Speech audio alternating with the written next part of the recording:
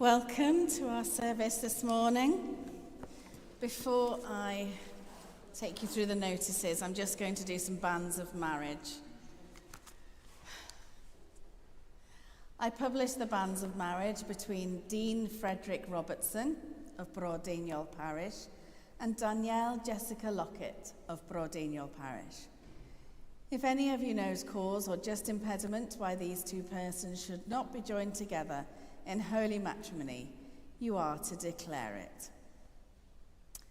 And this is the third time of asking. So the final time for those banns.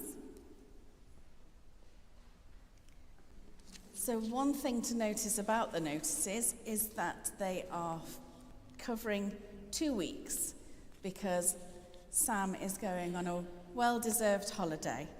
And so we won't have any new notices next week, so these will be the notices for next week as well as this week. And so, very ordinary week for us, the week to come. A few special days, St. Peter's Day, Martyrdom of St. Paul, and Donyai, of course. This week, Donyai, I think it's recorders. And next week, we have Jill Crossland on the piano. So 2 things to look forward to there. Notices about City of Refuge, Dinas Noddfa.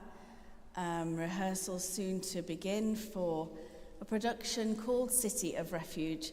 And that will be based on Bangor, part of our extended 1500-year celebrations. And so we have Thomas's details there for anybody who would like to be involved in that. So we'll take a few moments of quiet before we begin our service proper.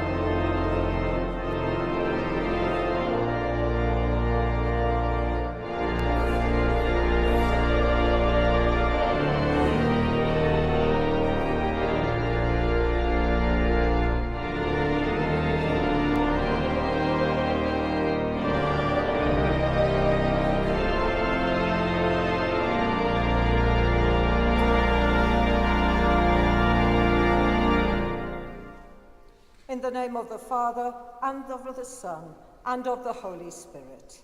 Amen. Grace and peace be with you. And keep you in the love of Christ. Heavenly Father, all hearts are open to you. No secrets are hidden from you.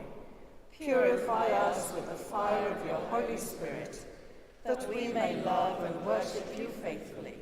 Through Jesus Christ our Lord. Amen. Our Lord Jesus Christ said, "Come to me, all whose work is hard, whose load is heavy, and I will give you rest."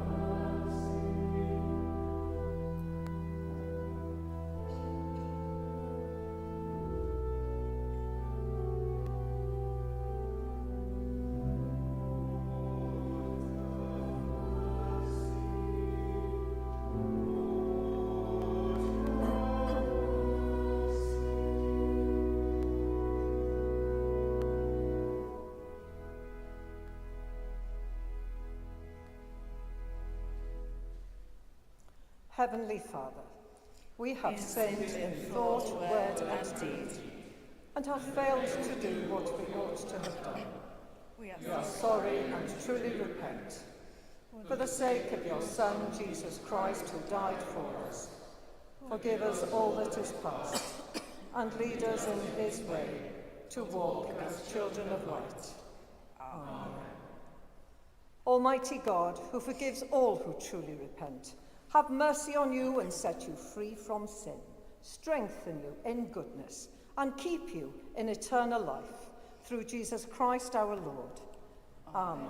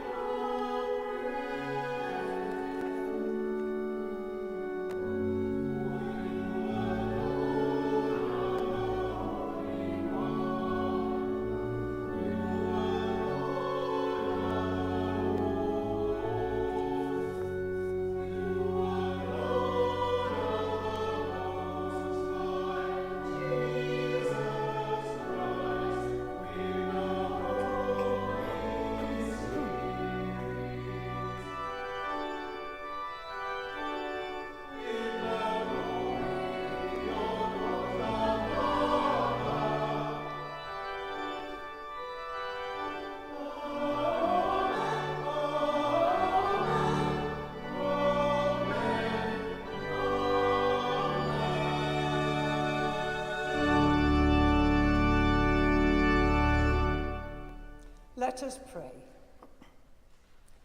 O God, the protector of all who trust in you, without whom nothing is strong, nothing is holy, increase and multiply upon us your mercy, that with you as our ruler and guide we may so pass through things temporal, that we finally lose not the things eternal.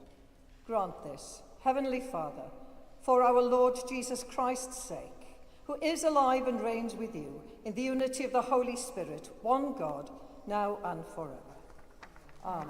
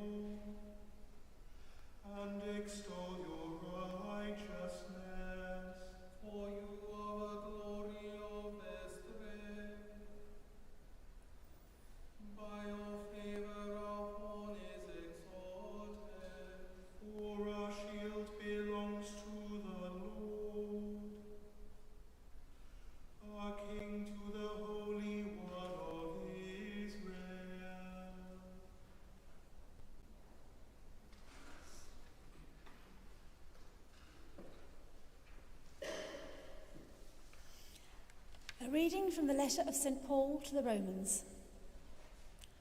Do not let sin exercise dominion in your mortal bodies, to make you obey their passions.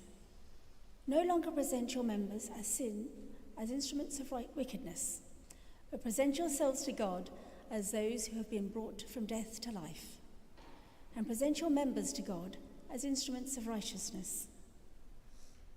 For sin will have no dominion over you, since you are not under law, but under grace. What then? Should we sin because we are not under law, but under grace? By no means. Do you not know that if you present yourselves to anyone as obedient slaves, you are slaves of the one to whom you obey, either of sin, which leads to death, or of obedience, which leads to righteousness? But thanks be to God that you, having once been slaves of sin, have become obedient from the heart to the form of teaching to which you were entrusted, and that you, having been set free from sin, have become slaves of righteousness. I am speaking in human terms because of your natural limitations. For just as you once presented your members as slaves to impurity and to greater and greater iniquity, so now present your members as slaves to righteousness for sanctification. When you were slaves of sin, you were free in regard to righteousness. So what advantage did you then get from the things of which you now are ashamed? The end of those things is death. But now that you have been freed from sin and enslaved to God, the advantage you get is sanctification. The end is eternal life. For the wages of sin is death, but the free gift of God is eternal life in Christ Jesus our Lord. This is the word of the Lord. Thanks be to God.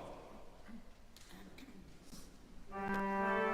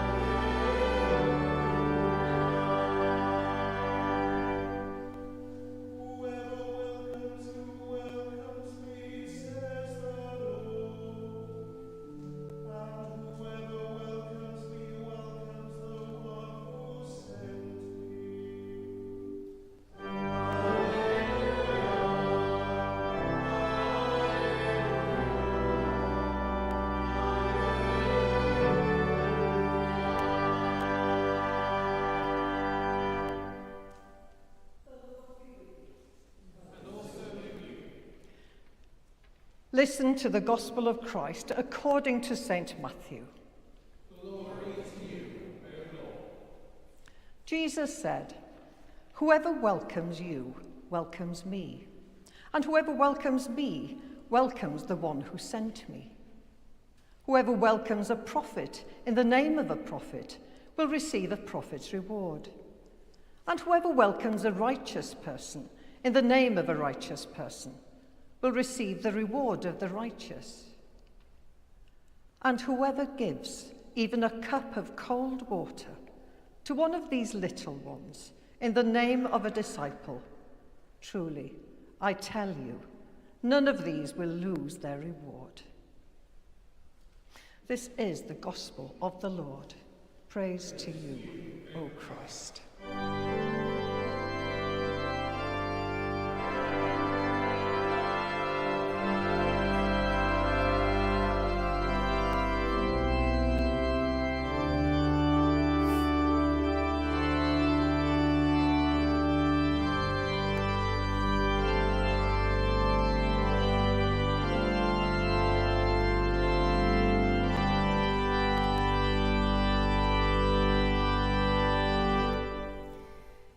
In the name of the Father, and the Son, and of the Holy Spirit. Amen. We've heard the word welcome a lot in that very short passage of Scripture, but what does a biblical welcome look like? My grandmother took the idea of welcome extremely seriously. Her door was always open for people to pop in, just in case they needed anything, or maybe even to leave things like eggs or vegetables from their gardens. It wasn't unusual for us to be sat in the living room watching TV, to hear the back door open and a quick, "Woohoo, it's only me," to emanate from the kitchen. Only me could have been anyone, but they would come in and Nine would leap into action. Food and drink would be provided, the best chair would be given up so that the guest would be comfortable. This would also extend to family meals, when extra food was always cooked just in case. An extra place at the table was always available. If a visitor came at the right time, they were sat down at the table and fed without a pause. No one would go hungry. No one would need to be lonely, and everyone would feel like part of the family. This was a normal way of life, a way of life that took seriously the command to welcome others and love others as Christ loves us. This welcome was often sacrificial, giving up food, giving up space and time, and sometimes even giving up your bed. The welcome extended to all parts of life, especially in church. In my Nine's church, newcomers, as here, were welcomed at the door. Seats were pointed out and services were explained. Everyone would be on the lookout to check that new people wouldn't feel lost or uncertain. My Nine was also a great church fundraiser. I have vivid memories of going round people's houses to collect items for a raffle or a bingo, selling tickets and hosting those house bingos in many different houses. All was well. Cakes were made, funds were being raised, and everyone was happy. Until one of those newcomers to church decided that they would try to raise some money for the church as well.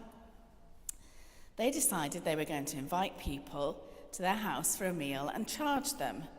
This money would then go towards the church. Great. But this was new.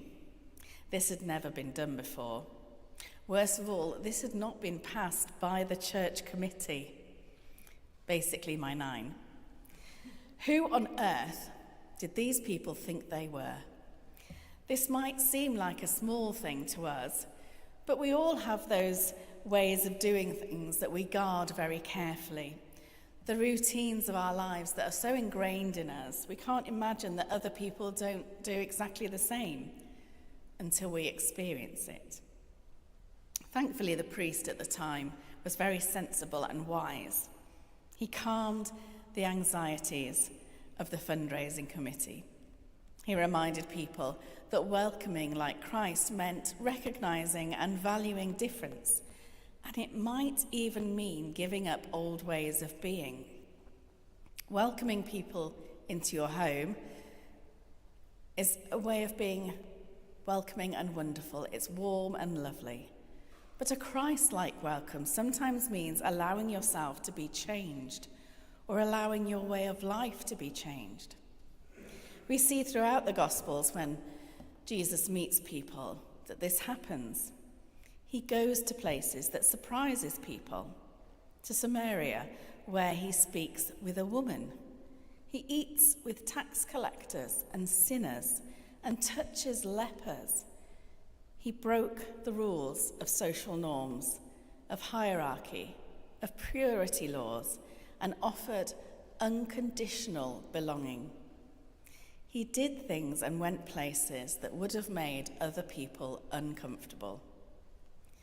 Because of this, Jesus challenges us to do the same, to welcome the lost, the lonely, and those people whose society would normally shun or ignore. But more than that, Jesus allowed himself to be changed. When he tells the Syrophoenician woman that he had only come for the lost sheep of Israel, denying her daughter the healing that she's seeking, she doesn't leave it there. She's a mother. She argues with him, and eventually he changes his mind. He was focusing his ministry in one direction, but after the encounter with this Gentile woman, his ministry opened up to both Jew and Gentile. Allowing yourself to be changed by others is the most radical and difficult type of welcome. Most of us are really good at welcome, at being friendly and ensuring that people feel comfortable. We're good at feeding and accompanying. We even do well at the care of those that are different to us and recognizing the image of God in all people that we meet. But how do we feel if those people tried to change us? What if they tried to change the way we worshipped? What if they wanted to change the way we lived? What if they criticized the way we did things? It's so easy to get comfortable with the way we are and the way we do things. We can forget that there may be better ways of doing those things. There may be more effective ways of spreading the love of God. That's hard enough to hear from people that we know and love, but to hear it from a stranger can be even more difficult. But this is the type of radical welcome that Jesus shows, the type of welcome that he challenges to, and that's mirrored in his life. The welcome that invites others in and shares decision-making with them. The welcome that allows people to change us, or to change our culture, or something more Christ-like. This is the welcome that brings the rewards that Jesus talks about in our gospel today. The welcome that shares power and responsibility. The kind of welcome that allows ourselves to be changed by God through others. And so we thank God for those new people in our lives, or those new ideas, those ways that we can change to be more Christ-like. Amen.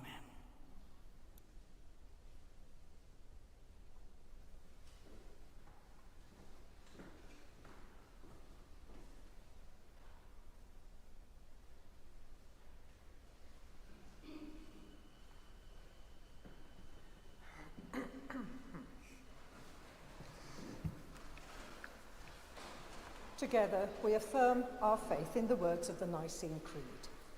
We believe in one God, the Father, the Almighty, maker of heaven and earth, of all that is seen and unseen. We believe in one Lord Jesus Christ, the only Son of God, eternally begotten of the Father, God from God, light from light, true God from true God, begotten, not made, of one being with the Father. Through him all things were made. For us and for our salvation, he came down from heaven. By the power of the Holy Spirit, he became incarnate from the Virgin Mary and was made man. For our sake he was crucified under Pontius Pilate. He suffered death and was buried. On the third day he rose again, in accordance with the Scriptures. He ascended into heaven and is seated at the right hand of the Father. He will come again in glory to judge the living and the dead, and his kingdom will have no end. We believe in the Holy Spirit, the Lord, the giver of life, who proceeds from the Father and the Son, who with the Father and the Son is worshipped and glorified, who has spoken through the prophets. We believe in one holy Catholic and Apostolic Church. We acknowledge one baptism for the forgiveness of sins. We look for the resurrection of the dead and the life of the world to come. Amen. We pray for the Church and for the world, and give thanks to God for his goodness.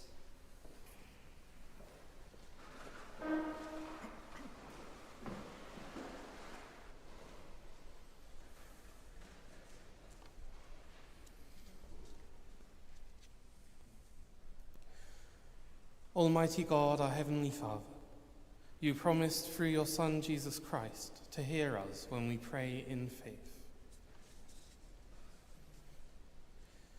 Strengthen Cherry, our Archbishop, and Manon, our Dean and Bishop-elect, and all of your Church in the service of Christ.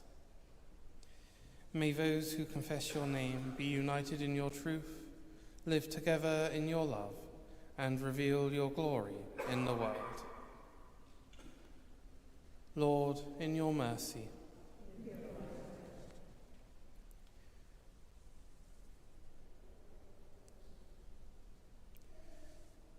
in this time of unusual warmth,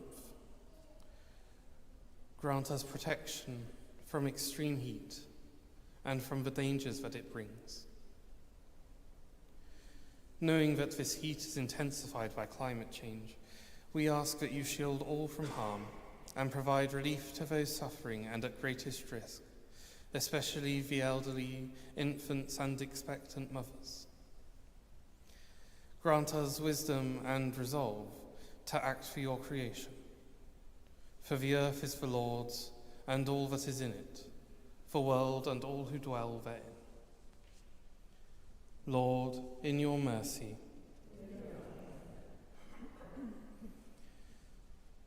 comfort and heal all those who suffer in body, mind, or spirit.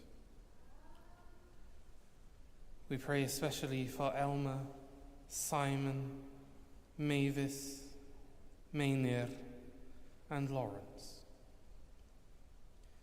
Give them courage and hope in their troubles, and bring them the joy of your salvation. Lord, in your mercy, hear us as we remember those who have died in the faith of Christ. According to your promises,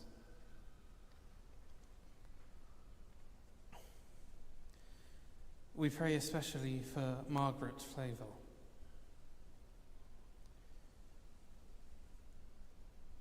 Grant us with them a share in your eternal kingdom. Rest eternal grant unto them, O Lord, and let light perpetual shine upon them. May they rest in peace and rise in glory. Therefore, rejoicing in the fellowship of Mary, the Mother of God, of Peter, Paul, Evogwe, St. Thomas, St. Daniel, and all your saints, we commend ourselves and the whole of your creation to your unfailing love. Merciful Father, accept these prayers for the sake of your Son, our Saviour, Jesus Christ. Amen.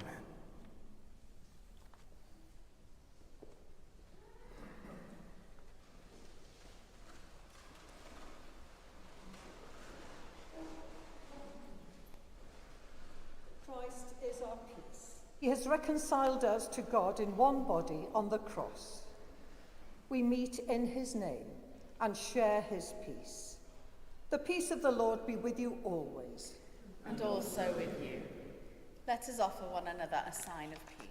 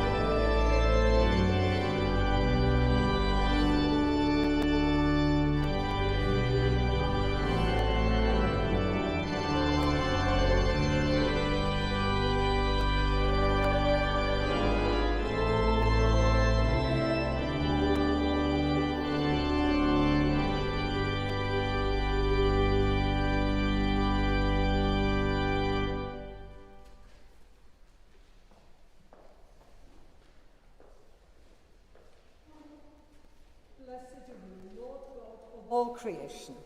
Through your goodness, we have this bread to offer, which earth has given and human hands have made. It will become for us the bread of life. Blessed be God forever. Blessed are you, Lord God of all creation. Through your goodness, we have this wine to offer, fruit of the vine and work of human hands. It will become our spiritual drink. Blessed be God forever. The Lord be with you. And also with you. Lift up your hearts. We lift them to the Lord. Let us give thanks to the Lord our God. It is right to give our thanks and praise. It is always right, wherever we are, to thank you and to praise you, God, our Father and King forever, through Jesus Christ, your Son. Through him, you made us and the whole universe. When your Holy Spirit came to Mary, Jesus was born as one of us. He loved us so much that he died for us. On the first Easter day, you raised him to life, and death and evil were conquered forever. At Pentecost, you gave the Holy Spirit, as Jesus promised, to help us to live as your children. So here on earth, with the angels and archangels, and with everyone in heaven, we praise your name and sing.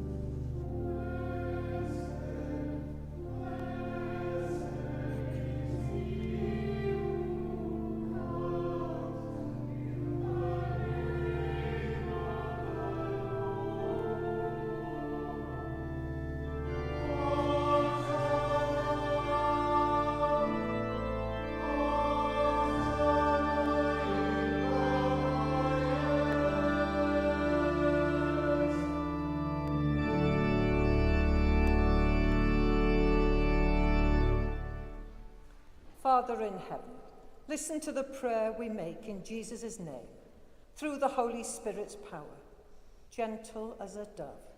May this bread and wine be for us Jesus' body and blood.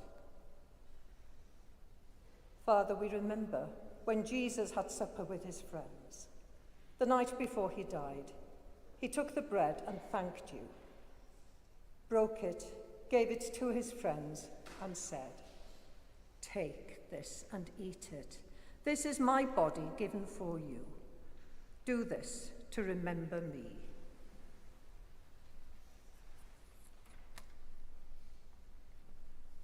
After supper, Jesus took the cup of wine. He thanked you, gave it to his friends, and said, "All of you drink from this cup, because this is my blood, the new promise of God's love. Do this every time you drink it, to remember me."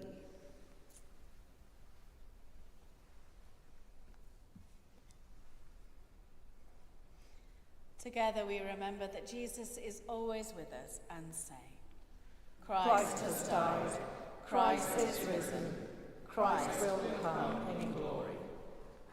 Father, as we remember your Son, Jesus Christ, who died on the cross and rose again, we offer you these and all the gifts you freely give to us.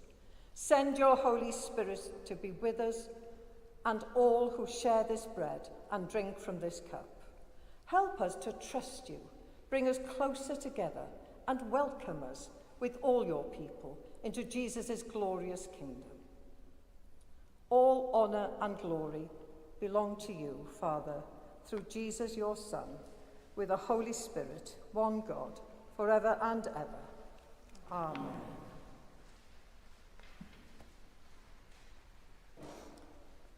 As our Saviour taught us, so we pray.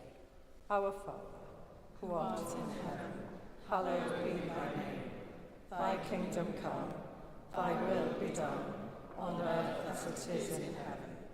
Give us this day our daily bread, and forgive us our trespasses, as we forgive those who trespass against us. And lead us not into temptation, but deliver us from evil. For thine is the kingdom, the power and the glory, forever and ever. Amen. We break this bread to share in the body of Christ. Though we are many, we are one body, for we all share in one bread.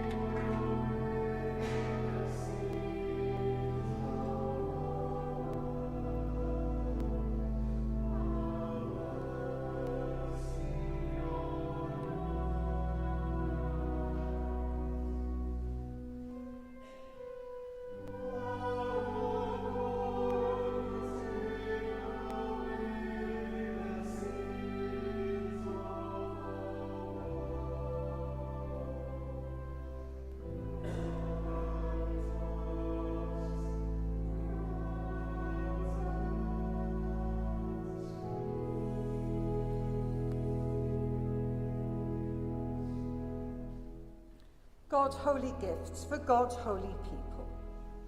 Jesus Christ is holy. Jesus Christ is Lord, to the glory of God the Father.